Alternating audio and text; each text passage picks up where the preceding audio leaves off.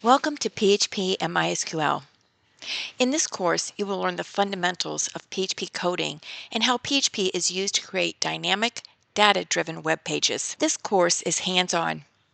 You will not just read about PHP, you will write code, test it in the browser, fix errors, and build pages that respond to user input.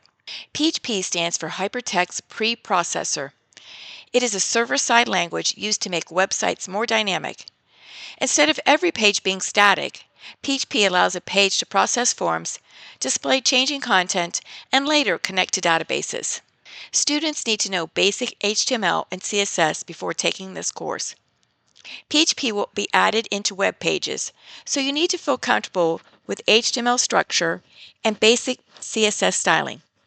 We will review some concepts as needed, but this is not a beginning HTML and CSS course. You should also have some browser-based web development experience.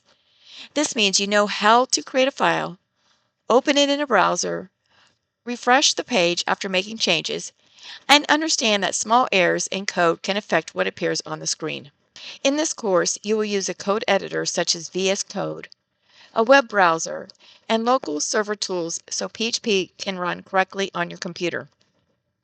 PHP files must be processed by a server, so they are different from regular HTML files that can simply be opened in the browser.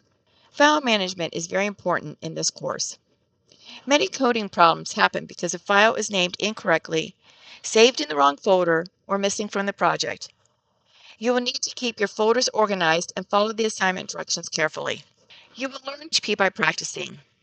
Each week, you will work through examples, watch tutorials, write code, test your work, and correct errors. Making mistakes is part of learning to code, so do not become discouraged when something does not work the first time.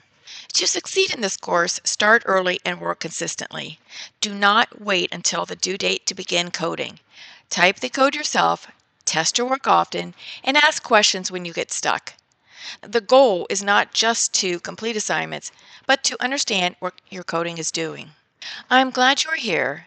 By the end of this course, you will have a stronger understanding of how PHP works and how it can be used to create dynamic websites. Welcome to the course, and let's get started.